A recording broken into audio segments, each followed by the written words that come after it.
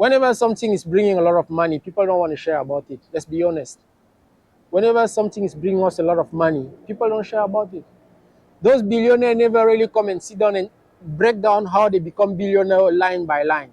You will never go to a supply chain, or I don't know, a fast food that is successful, or I don't know, coffee shop successful. They will give you all the single secret of how they are making their coffee or how they are making their chicken. Because the bottom line here is that people want to be the only one to earn a lot, the only one to take a lot from the society. Hello guys, how are you doing? It's your homeboy Guy. I hope you guys are doing great. I hope you guys are doing fine. Myself, I'm perfectly fine. Hey, on this video, I want to talk about something that's going to be a little bit sensitive for some people because they have been already victim of it. So it might be a little bit difficult to handle maybe my conversation here with you guys if you are watching. I'm sorry, I'm not here to judge people. I'm not here to point at somebody, especially the victim, talking about the victim, but I'm just taking the opportunity to raise awareness. Okay, I'm just trying to get the opportunity to raise awareness, because in the Philippines here, I have so many people already complain about it, especially foreigner, even the Filipino, and it seems like it's getting more and more recurrent. So I just decided to have a video, and what motivated me to have that video, it's also an article that I read on the internet where they said Filipino received more than 6 million texts related to scam just in 2024. Yes, the video, it's about scam, specifically in the Philippines here. So just in 2024, the year 2024, Filipino have received 6,000 million texts related to scam. More than 6 million texts related to scam. This is a huge number for a population that is around 125 million. This is a huge number. And I've been a part of people who already receive a text related to scam. That's why I want to share this with you. My little experience in the Philippines, how I navigate away from it, and maybe it can help you also to stay away from it, whether you're Filipino or no, because this is a situation that hit everybody, Filipino or non-Filipino. And sometimes the scammers are not even in the Philippines. Sometimes they are in the Philippines. The only thing to do here is raise awareness at the maximum level. That's what I'm going to try to do on this video. But before that, I want to answer one of my follower who asked me my contact number. He commented in one of my videos asking my contact number. He's not the only one who did that. So unfortunately, I cannot give my contact number on YouTube, because for the simple reason that a lot of people will call text. So I think it's not the right thing to do. But in case you want to reach out to me and then you don't want to comment on the video and let me know whatever is your concern, I have, I think, 4 social media: Twitter, Instagram, Facebook, YouTube, and TikTok, 5. All of these, you can leave me a message there. I might not be active as much as I'm active on Facebook, but on YouTube, but I will definitely answer your concern as soon as I'm going to read your concern. So my contact there are Bonjour Melon, ici Philippines. It's in French, and I'm going to write it on comment of this video. I'm going to ping it. So whoever has a question or concern, please reach out to me there. Now let's go back to the topic, or the reason why I'm doing this video, about scammer in the Philippines, or even out of the Philippines. If you go to the Bureau of Immigration, a lot of cases that are sitting there are also related to scam. A lot of Filipino and non-Filipino will tell you that I've been scammed in the Philippines already several times. And it's something that just keep going crescendo. I'm not here trying to justify why people are scamming, because let's set the records straight. Scam is something bad. They deserve to be punished by the law. It's something unacceptable. So if ever you know somebody doing scam around you, I suggest you to go to the nearest place, if it's proven, and let the police or the barangay or whatever know what is doing, because it's not maybe hurting you right now. It's not maybe hitting you right now. It's not maybe affecting you. Maybe it's affecting your friend, your relative, your sister, your mother, or somebody around you. Now, why I'm saying that, I'm going to also concentrate myself a lot on talking about the victim. I'm not trying to find an excuse, but you know, nowadays we're in the society where a lot of people are looking a lot about how to get things in the easiest way, how to get things in the quickest way. I'm not perfect. but sometimes I'm just asking myself some question. It can happen to me too. But on this video, I'm just sharing to you what usually I'm asking myself and how I know that this is not the right thing to do or this is the right thing to do. Earlier in the video, I was talking about text, but this is just one part of it. There are even people who's going to scam you face to face. I mean, they are not going to text you. They're going to talk to you, convince you to try to purchase something or to get something from them. And at the end of the day, the product is not good. I think when it's come to text, using the phone and stuff like that, most of us, or if not all of you, are kindly aware that let's avoid all to click those links that are suspicious. We didn't register to anything and then you just receive a message saying that, oh, you have won this one, there is a package waiting for you, there is a travel ticket that you have won, you never have subscribed to any things like that. Why suddenly you are the winner of something that you don't even know how your name end up in that list? This is the first thing for me. Whenever somebody is calling me or texting me saying to me that, oh, you have been selected, for me to be selected, I need to participate first. I need to enroll myself first. I need to give my consentment first. Without that, there's already a data privacy. How come you have my number? How come you have my name? For me, it's enough to already say, okay, I'm not interested by that. The second thing is, we're in a society where people are looking a lot for money. Nothing is free. You see, when you go to work, you have to work very hard in order for you to get something at the end of the day. You go to sell stuff, in order for you to make a profit, you need to sell a lot. You need to talk to convince people to buy one thing, because nobody want to buy things without you talking to them. If you're doing sales, without convincing them, nothing comes easy, especially when it's come to money. So why for nothing somebody will just call me and tell me you deserve to earn to win 1 million? Why? You don't have a family, you have nobody related to you that you can just give this 1 million to them. Why me? These are the things that doesn't make sense for me. And unfortunately, a lot of people are still on that side where they believe that just at home like that, somebody can call you, ask you to click something, and then suddenly you're becoming billionaire. Don't worry, you are all receiving those texts. The 6 million people that I see receiving the text, I'm among those 6 million, because if I count every day how many texts I receive, it's a lot. But I acknowledge that it can happen. But here is really awareness that I'm trying to raise. One of the cases that I read on internet was about people, I don't even know how I'm going to describe it in English because I'm speaking French as first language, but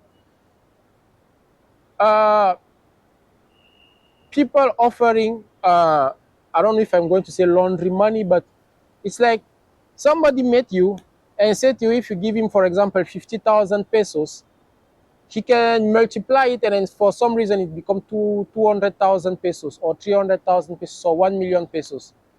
And as a matter of proof, he's going to probably, I don't know, you're going to probably give him 10,000.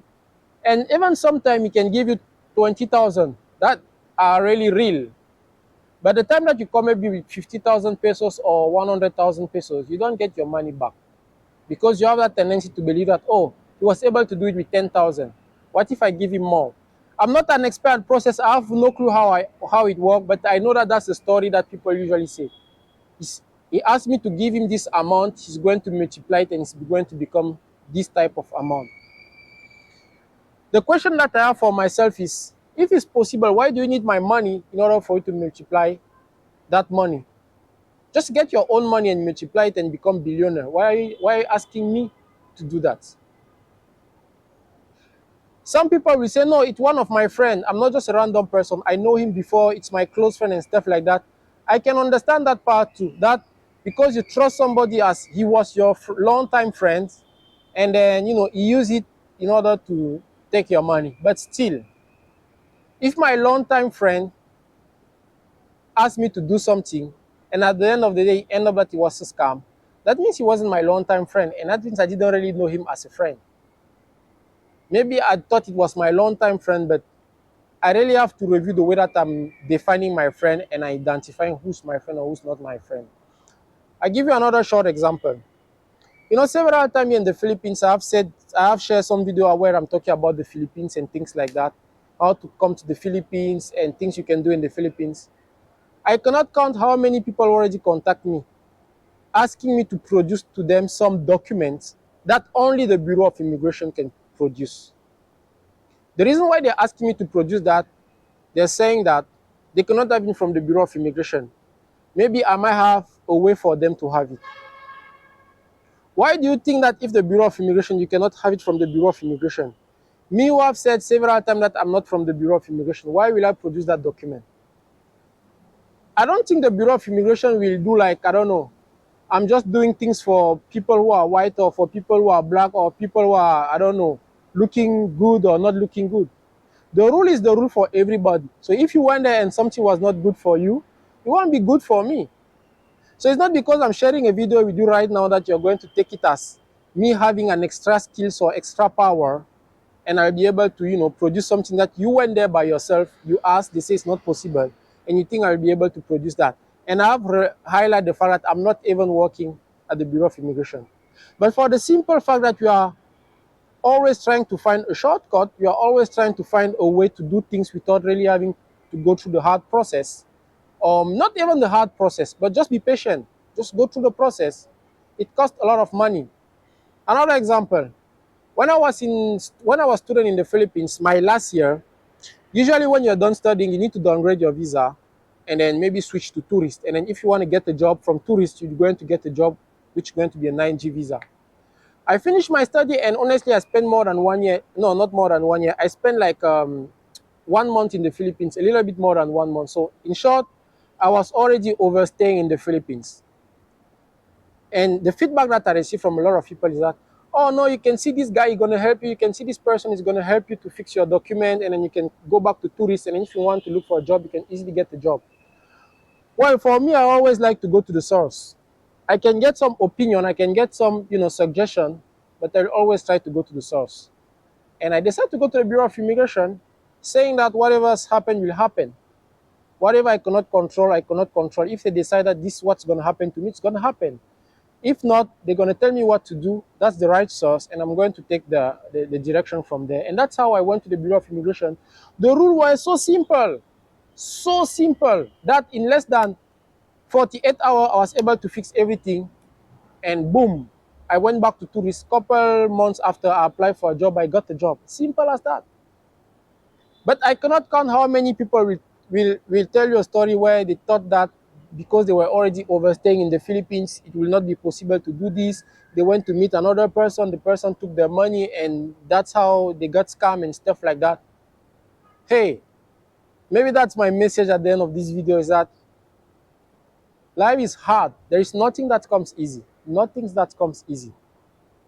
Myself personally, I have 3 dependents here, foreigner. All need their visa to be renewed. And regardless how is the overstay, regardless how is the situation, I only get my information from the sources.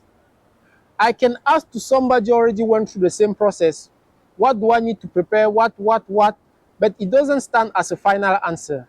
I just get their inputs in order for me to better prepare, but at the end of the day, I'm just going to reconcile all the points with the sources, which is, if you are talking about the Bureau of Immigration, which is the Bureau of Immigration. As simple as that.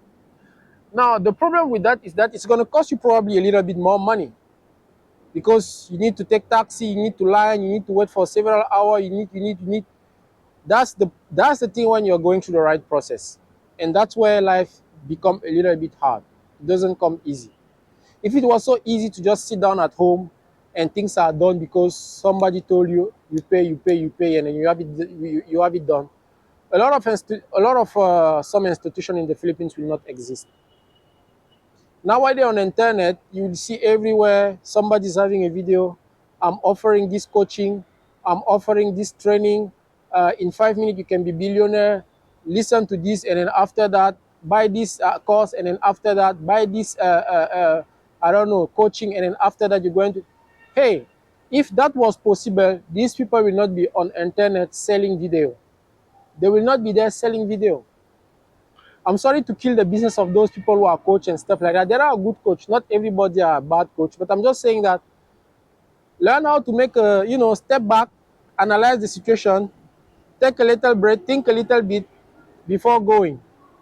Once it's too easy, it's suspicious, because the life where we are living, it's getting more and more difficult. When you leave your house with your, I don't know, your nuts or your tomato or your whatever you're going to sell, it's harder and harder to sell compared to 10 years or 20 years ago. That's because people nowadays with money hold on their money at the point that in order for them to let it go, they need to make sure that whatever they're letting go is worth it. It's something that deserves their money. So why a random person will just come to you and just propose it to you? We can take this kind of example on a lot of things, a lot of scenario, because earlier I was just talking about the text. But there is a lot of scam that are even face to face. Somebody see you ask this, somebody see you say that I can offer you this trip. Somebody sees you say I have this deal that is good. So even businessman, you see you say I can offer you the paper in order for you to open your business. I'm close with this person. I know this person. I'm not here to say that there are not people who can help you because they have some contact. Their portfolio is kind of big. But what I'm just trying to say is that if you're already putting too much money in something, or even if you're putting a little bit money in something, at least make sure that you're not putting all your egg in one basket.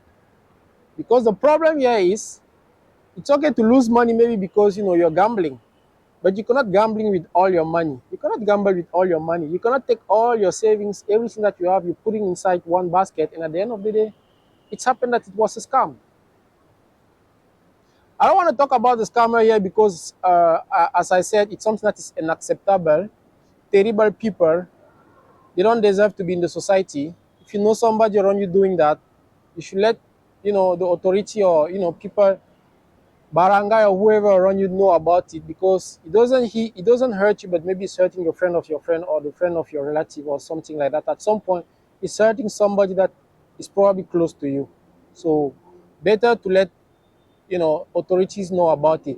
But for those who are always going through it, I'm sorry about you. I hope you have learned from your experience. Even myself, I'm receiving a tons of message. I'm not saying that I'm perfect or I can escape all type of scam, but just be conscious and aware that life is hard. Nothing comes easy. A lot of coaching on YouTube, a lot of training, a lot of things that they're going to say, purchase, you become billionaire, buy this product, is going to change your life, buy this thing, is going to do like this.